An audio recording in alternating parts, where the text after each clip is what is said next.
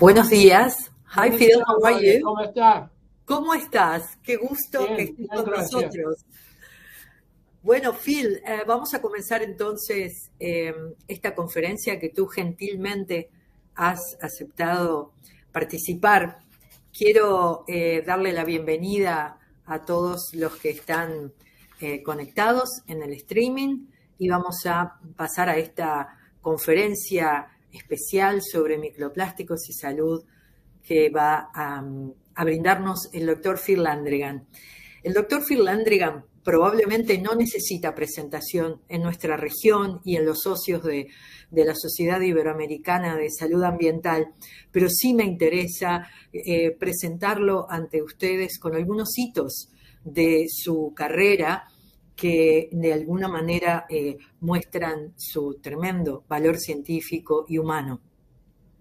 El doctor Phil Landrigan es pediatra, es especialista en salud pública, tiene una larga y muy reconocida trayectoria en la investigación y en la docencia sobre salud ambiental, con particular foco en la salud ambiental infantil. Por mencionar algún hito en su carrera, porque ustedes pueden googlear esa enorme producción científica y acciones concretas en salud ambiental infantil, pero me gustaría mencionar un hito de su carrera. Él fue uno de los primeros investigadores sobre plomo y salud infantil. Fue quien, junto al doctor Needleman, que él siempre recuerda, estudiaron el impacto de la salud infantil en dosis bajas de plomo, mucho antes de que se detectaran las intoxicaciones. Y estas investigaciones fueron básicas para generar un cambio tremendo a nivel mundial con respecto a la contaminación con plomo, como fue la eliminación del plomo de la nafta. Su carrera ha estado siempre signada por acciones e investigaciones que permitieron cambios que salvaguardaran la salud infantil de los riesgos ambientales, como en el área de los plaguicidas, donde fue fundamental para cambios en las leyes o la generación de espacios, oficinas especiales en la EPA, por ejemplo, para abordar este tema.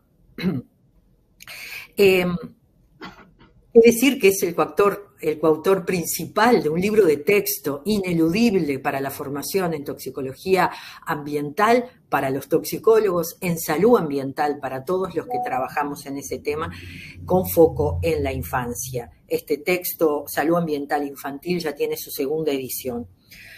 Fue profesor, investigador durante muchos años de la Escuela de Medicina Icahn de Mount Sinai y actualmente dirige el Programa de Salud Pública Global y el Observatorio Global sobre Salud Planetaria en el Boston College. Y es un miembro de la Academia Nacional de Medicina de Estados Unidos.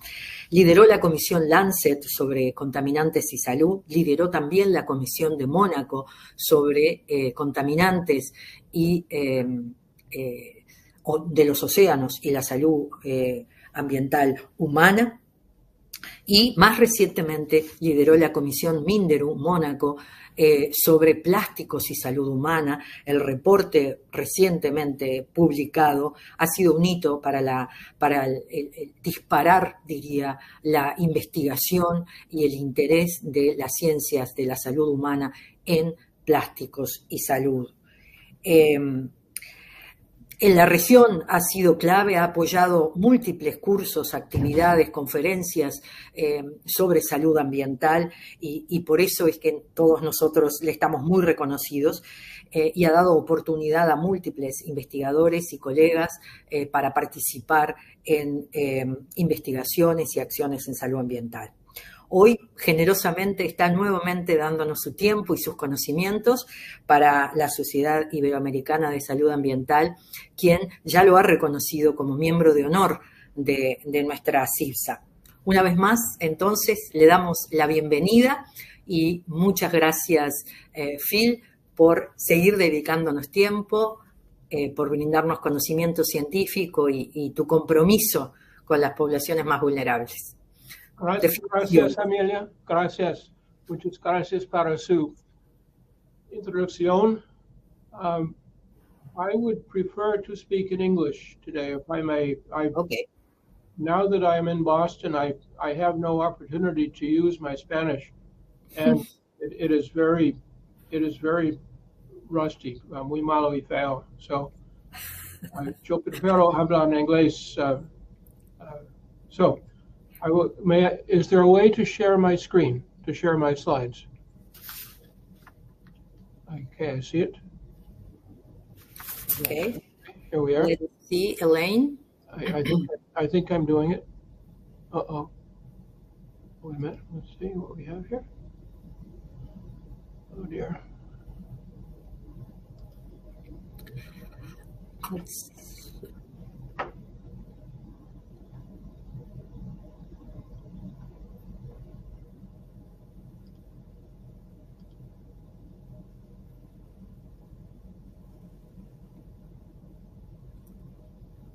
Dear Elaine, can you please help Dr. Landrigan to connect his presentation?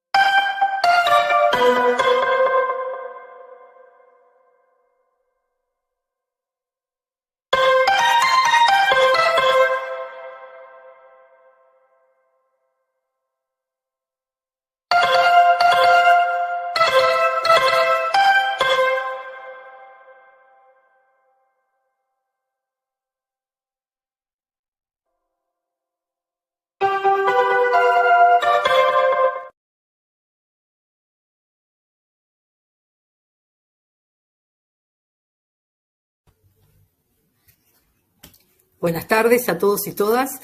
Hemos tenido un problema de conexión, así que les pedimos su paciencia y vamos a tratar de poder reconectarnos con el doctor Firlandregan y poder pasar su presentación. Está trabajando todo el staff en eso, así que les pedimos un poquito más de paciencia para resolver estos problemas técnicos. Gracias.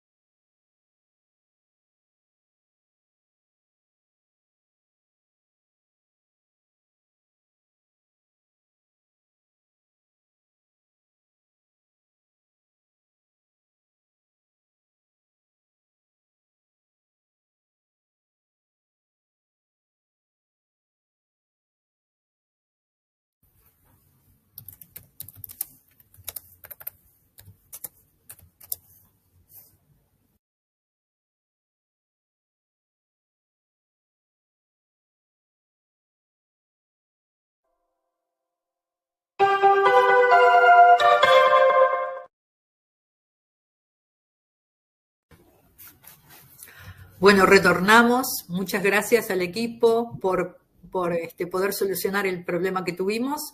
Y ahora sí, Phil, aquí está la presentación. Muchas gracias. Gracias para su paciencia. So, we'll talk today about plastics and health. Can I ask you for the next slide, please? La próxima. Okay. So, plastic waste is everywhere in our world today. 6 billion tons. It's in the ocean. You see this terrible picture of the seal in the ocean with plastic around its neck. Next slide, please. La próxima. La próxima, see? And here's a whale, a baleena, with plastic in his stomach. La próxima. Sur la playa. Plástico sobre la playa. Próximo. Plástico en las ciudades. Está Dhaka, Bangladesh. A canal en la ciudad de Dhaka lleno de plástico. Próximo. So, to study the problem of plastics and human health, we formed the Minderoo Monaco Commission. La próxima. The goal of this commission was to examine the full range of plastics harms, impacto sobre salud humano, sobre el ambiente y la economía y justicia social, and looking at these problems across the entire life cycle of plastic from the beginning to the end. The full report, the full report is at this website here. Thank you. La próxima. So, ¿qué está plástico? So, plastics are chemicals. They are complex, manufactured chemical materials. 98% come from fossil carbon, from coal, from oil, from gas. And all plastics have two main components: a polymer, which is the skeleton, the matrix, and then there are thousands of chemicals that are added to the polymer to give it properties: color, stability, flexibility, water resistance, resistance to fire, etc. La próxima. So here is a schematic diagram of a plastic showing the polymer, which is constructed of carbon atoms joined by carbon-carbon bonds, and then many different additives: phthalates, bisphenols, PFAS, brominated flame retardants. And as you see at the bottom here, these additives comprise as much as 50% of plastic on a weight. La próxima. So the plastic age began in the 1950s, after World War II. And at that time, plastics were seen as an enormous benefit to humanity, that people could just use things one time and throw them away. There'd be no problem. It was a very a very simplistic and naive view of the world, that there would be no problem. You would just throw stuff away, and that would be the end of it. But of course, that's not the end. When plastic is thrown away, it goes into the environment, and it persists. Plastic persists in the environment for years, for decades. Some of the plastic from the 1950s and the 1960s is still circulating in the world's environment 75 years later. La próxima, por favor. So here's a graphical of the production of plastic since 1950. In 1950, it was 1.7 million tons. Today, it's 450 million tons. La próxima. And here is a trend in the future. So in the future, plastic production is on track to double by 2040 and triple by 2060, an enormous increase in production. 35 to 40% is single-use plastic, plástico disponible. And over on the right-hand side, you can see that less than 10% of plastic is recycled. This is an important fact that I think many people don't know, that less than 10% of plastic is recycled. It's not that people don't care. I think people do care. I see my colleagues, I see my students very carefully putting plastic into the proper bin. But the problem is the plastic itself is so chemically complex that it's just impossible to recycle. 80 or 90% of paper is recycled. 80 or 90% of aluminum is recycled. 80 or 90% of glass is recycled. Recycling really works, except it does not work for plastic because plastic resists recycling. And that's why so much plastic now pollutes the environment. Next slide, please. So more than 8 million tons have been produced since 1950. That's 1 ton for every man, every woman, every child on the earth. 6 of those 8 million tons are still with us. Plastic is very persistent. 40% of the plastic that is currently being made is single-use plastic. Bolsas plásticas, tenedores plásticos, etc., that use them one time, throw them away. Next slide, please. So why is plastic production increasing so rapidly? Well, to understand the answer to this question, you need to recognize that the plastic production industry is very closely linked to the fossil fuel industry. It's a vertically integrated industrial enterprise. The same companies that extract oil and gas from the ground are the companies that make plastic. And these companies can see that the market for fossil fuel is decreasing. People are buying electric cars. People are putting solar panels on their houses. They're not using as much oil or gas as they used to use. And yet they have enormous reserves of oil and gas due to fracking. And so what these companies are doing is that they are redirecting their gas and their oil away from fuel and into plastic. And at the very center of this strategy is the single-use plastic, which gets used only once, it gets thrown away, and therefore there is a continuing market. Every day, every week, there's a new market. Next slide, please. So why is it so difficult to recycle plastics? Well, the problem is that plastics contain thousands of different chemicals, and many of these chemicals are toxic. I've listed them here. Carcinogens, neurotoxicants, endocrine disruptors. And many of these chemicals can escape from the matrix, escape from the polymer.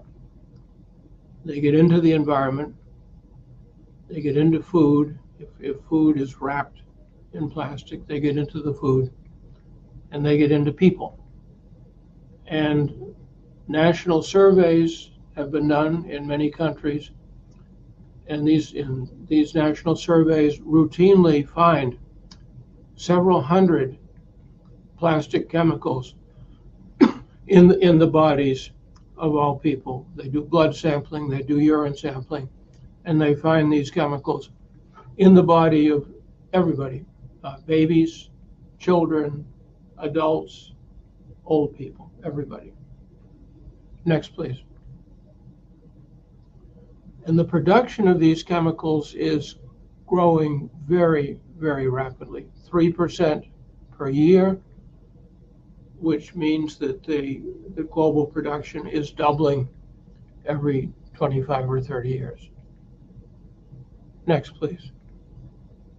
And these chemicals, there are now more than 325,000 chemicals on the earth. They're almost all made from coal, from oil and gas. They're new materials. They did not exist before 1950. They're widely disseminated in the environment. Human exposure is widespread. Disproportionate exposure of the poor, the minorities, is very widespread. Environmental injustice. And for me, as a pediatrician, the greatest concern is the last point here, the fact that most of these chemicals have never been tested for safety or toxicity. The chemical companies simply put these chemicals on the market and hope that everything will be okay, which unfortunately is not always the case. Next slide, please. And we now know that many of the chemicals that were put on the market without any toxicity testing, in fact, can cause disease in infants, in children, in people of all ages. And I've listed some of these associations here. Benzene and butadiene can cause leukemia and lymphoma. PCBs cause IQ loss. Phthalates can cause reproductive problems and also loss of IQ, loss of cognitive function. The brominated and the organophosphate flame retardants are neurotoxic, and they can cause cognitive problems. And if you look at the very last point here, because most of these chemicals came to market with no testing, what happens is the chemicals come to the market, they get put into products, thousands of people are exposed, and then years later, we discover that they cause damage to people, and especially to children. Next slide, please. I think of this situation as like an iceberg. There are a small number of chemicals at the top that have been studied carefully and whose hazards we know. And then there are thousands of additional chemicals to which people are exposed every day, and we simply do not know what risks might be there. Next, please. So our Minderoo-Monaco Commission looked at the hazards of plastics and plastic chemicals across the entire plastic life cycle, in production, in use, in disposal, and we also considered the carbon footprint of plastic. We learned that plastic production is responsible for almost 4% of greenhouse gas emissions, more than the annual greenhouse gas emissions of Brazil. It's an enormous amount of energy goes into the production of plastics. Next, please. And so here's a picture of fracking, hydraulic fracturing to extract gas and oil from under the ground. Very loud, very polluting, very dangerous industry with many, many toxic chemicals. Next, please. Proxima. Then the gas and the oil needs to be transported to the factory to make plastic. In 2022, we had a big railroad disaster in the United States, in Ohio, where a whole train carrying vinyl chloride tipped over, then it caught fire, and a whole small city had to be evacuated. Next slide, please. This shows a factory, what's called a cracker factory, where the oil and the gas are turned into plastic through very sophisticated chemistry. But the next slide, please. These factories are very polluting. When they're operating, they're extremely polluting.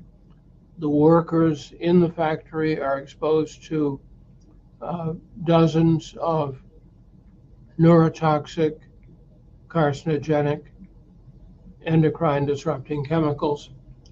And those chemicals escape from the factory and they spill into the community. Next, please. People who use plastic, including little children, are exposed to all the chemicals in plastic. Next, please. And here's a graph showing that the chemicals in plastic cause disease at every stage of human life, in infancy, in childhood, in adult life. Premature birth, decreased birth weight in infants, thyroid problems, asthma, cognitive problems in children, changing timing of puberty, and then heart disease, lung disease, liver disease, problems with fertility, problems with multiple cancers in adults.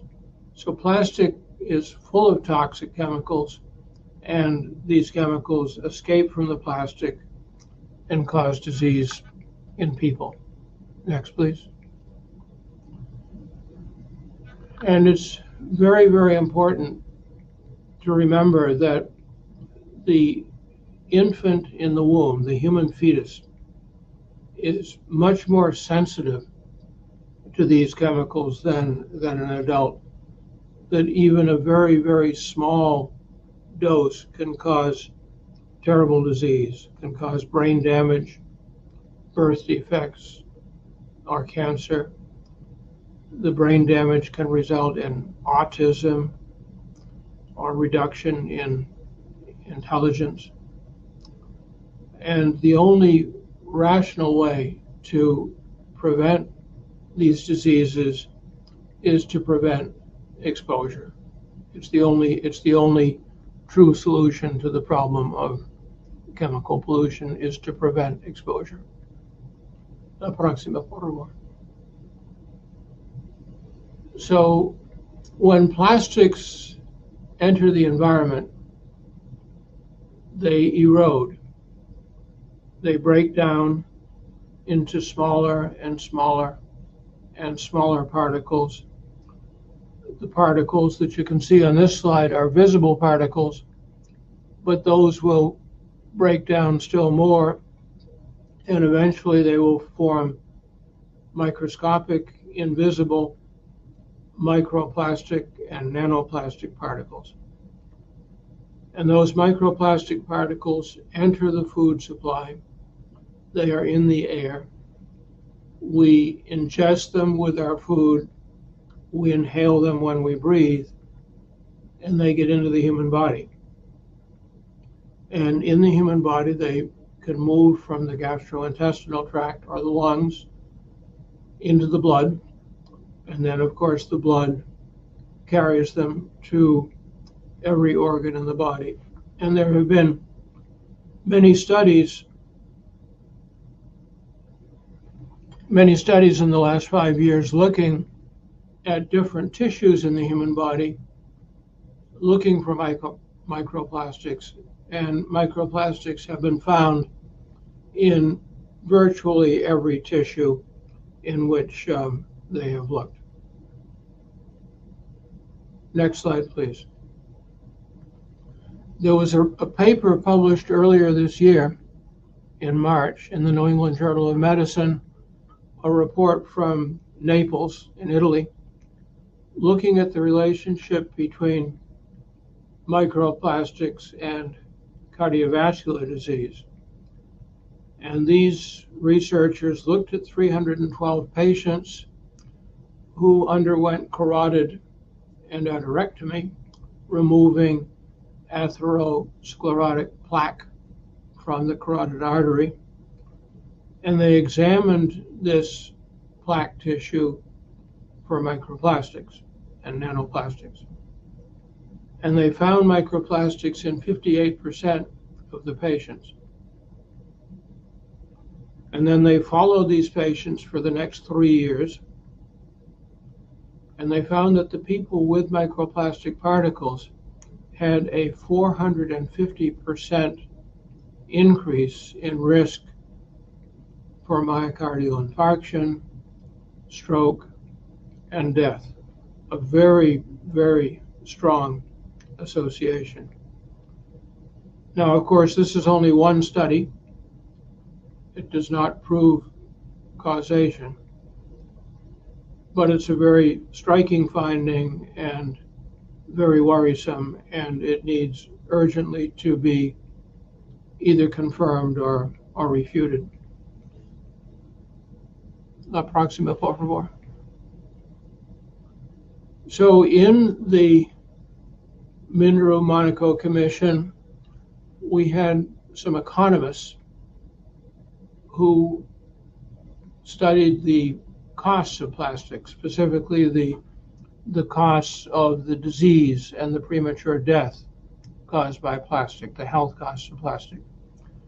And they found that plastic production costs $592 billion US per year. And then the next slide, please. And then they looked at the cost of the diseases caused by the chemicals in plastic. And looking at just one country, the USA, they found those costs were $675 billion in 1 year. So the total is about $1.2 trillion. It's an astronomical amount of money, the diseases caused by plastic. And that is certainly only a fraction of the total cost. There are many, many unknowns in these calculations. For example, the costs of the diseases caused by the chemicals were looked at in only one country, only in the Estados Unidos, and we don't know what happens in other countries. So these are enormous costs. Of course, the plastic industry does not cover these costs. No, not at all. Instead, the plastic industry externalizes these costs. They impose these costs on all of us, on governments, on citizens, on individual taxpayers. And so we are the people who pay for these costs in the form of healthcare costs, higher taxes, erosion of our health, destruction of our environment.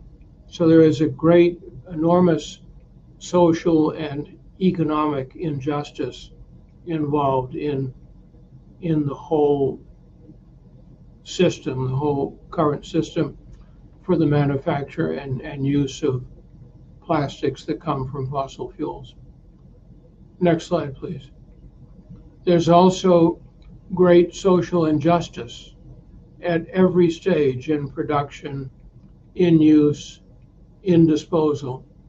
The people who suffer the greatest exposure, the heaviest burden of disease, are the poor, the marginalized, the minorities. Next slide, please. Here are some examples of the social injustice of plastics. The picture on the left is a picture of that city in Ohio when the train overturned with the vinyl chloride.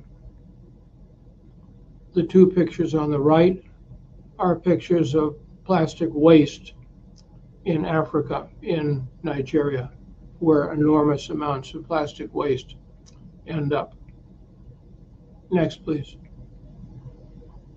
And then here's a picture of environmental injustice in the United States. Very poor houses, probably populated by black families, immediately in the shadow of a petrochemical plastic plant in Louisiana. Next, please. So to summarize the main findings of the Minderoo-Monaco Commission, there are 6 billion tons of plastic waste on the planet. This is 75% of all the plastic ever made is still polluting the planet. Production is increasing exponentially. It will double by 2040 and triple by 2060. Plastic causes disease and disability and death at every stage of its life cycle, and it further harms human health because it accelerates climate change. The diseases caused by plastics are enormously expensive. They result in annual costs of more than $1.2 trillion. And finally, plastic is associated with social injustice. The impacts fall on the poor, the poor countries of the world, and the poor people in every country. Next slide, please. So to address this situation, the United Nations, through the UN Environment Assembly, passed a resolution in 2022 to develop a global plastics treaty. And the negotiations for this treaty are moving forward right now. The plan is to finish the negotiations by December of this year. And the final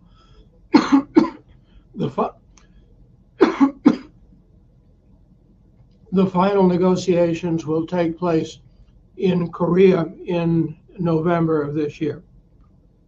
Next slide, please. So the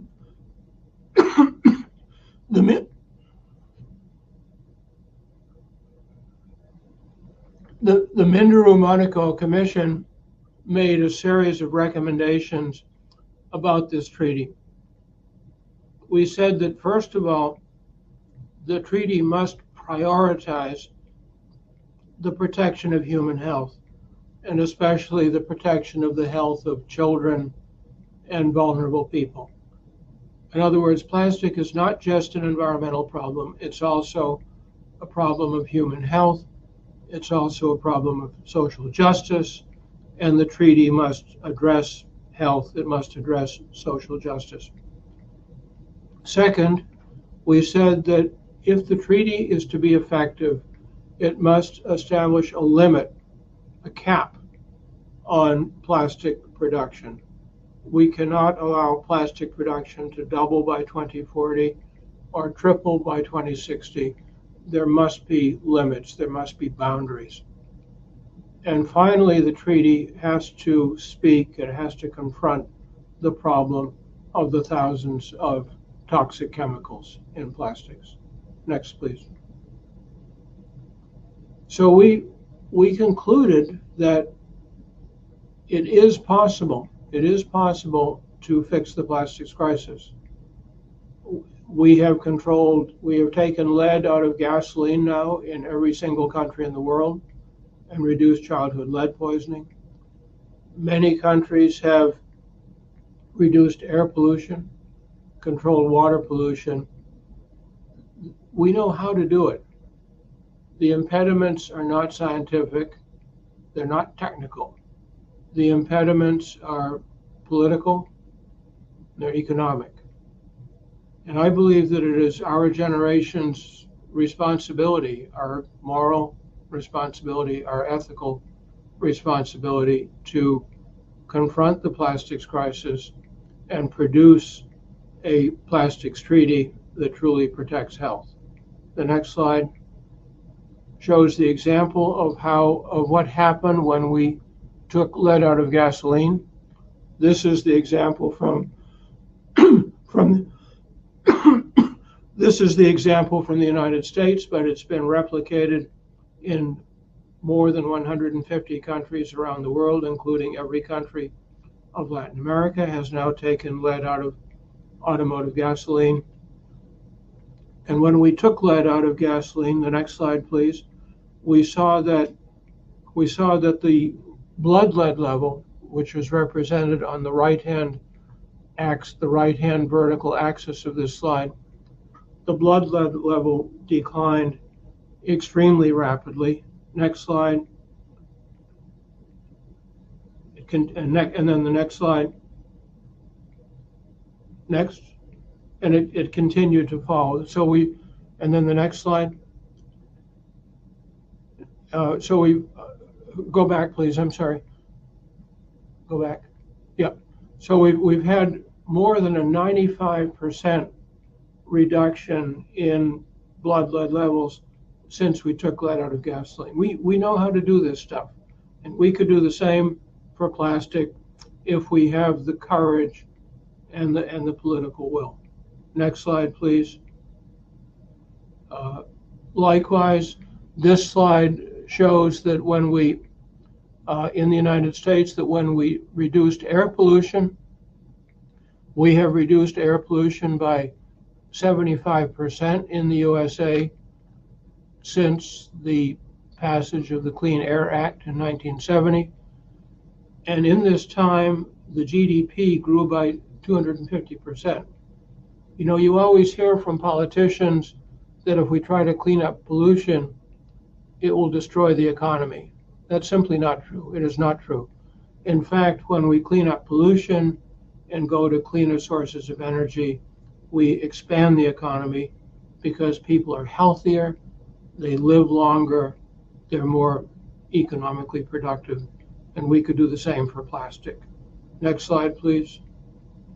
And so in conclusion, I believe that the time has come when we must act.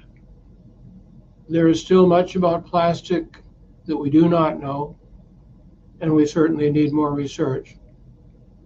But we know very clearly that plastic is dangerous. It causes great harms to human health. It causes great harm to the environment. We know that if we do not act, these harms will get worse, more injury to health, more injury to the environment.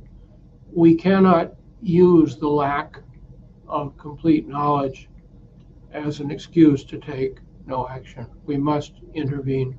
We have a responsibility to intervene, to save our planet, to save our children, to preserve our common home.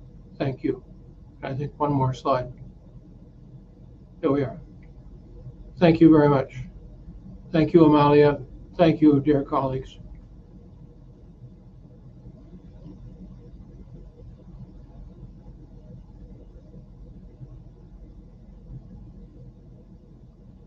No puedo oír. ¿Ahora sí? Mejor, sí. Muchas gracias, Phil, por esta excelente presentación. Decía que es realmente inspiradora. nos muestra un tema que, si bien como problema no es nuevo, sí el conocimiento y este enorme cuerpo de evidencia que tenemos sobre cómo los plásticos afectan la salud. Tengo algunas preguntas aquí en el chat, algunas que tienen que ver con, bueno, sobre lo que mencionaban de que necesitamos más investigación.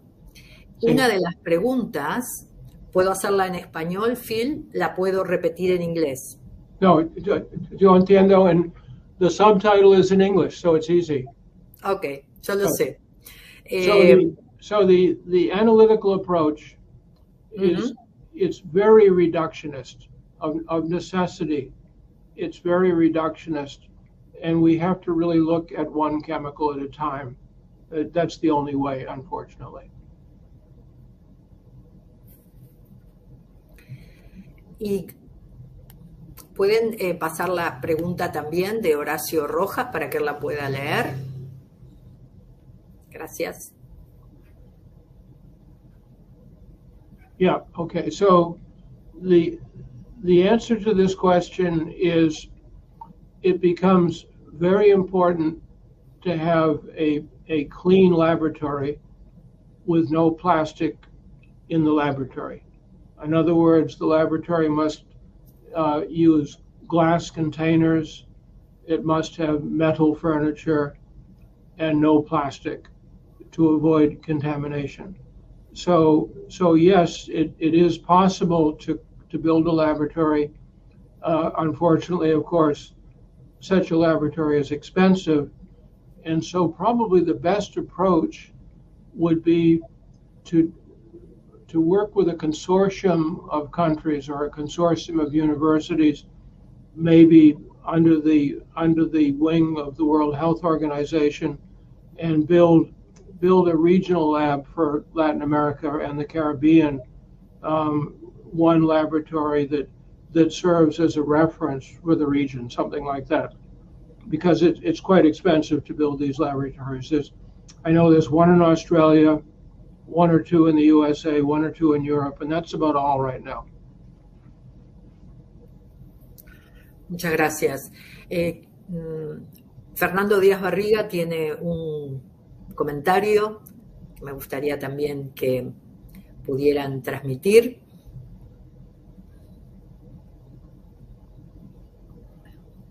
Fernando, ¿cómo está? I agree completely. I think that there needs to be a global treaty on chemicals, which is parallel to the global treaty on plastics and uses the same logic. Because you're absolutely right. It's not possible to regulate chemical by chemical. That's why there need to be global limits on plastic production, global limits on chemical production, and transparency. I mean, it's basically what we're doing right now is just suicide. It's suicidal to be releasing thousands of chemicals to the environment, exposing all of our children to thousands of chemicals, and not even testing these chemicals, just putting them into products and allowing the exposure to occur. It's just not sensible. Muchas gracias. Eric Espinosa también nos hace una pregunta sobre cómo contrarrestar estos efectos negativos de microplásticos. Quizás la pregunta es una de las primeras, si la pueden transmitir. Eric Espinosa es okay. Okay, what precautions? Yeah. So I would say you can operate on two levels. In your own home, in your own institution, your university, your hospital, you can reduce your plastic footprint. You can reduce the amount of plastic you buy, the amount of plastic you use, especially try to reduce single-use plastic. Go back when you go to the market. How about a paper bag instead of a plastic bag? When you're drinking water, how about aluminum instead of plastic? Those are individual actions.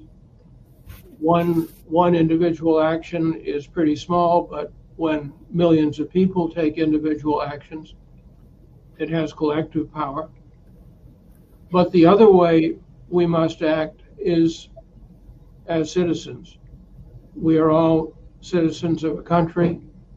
We vote, we help to elect officials, and we must have leaders who are willing to confront the problem of plastics and chemicals.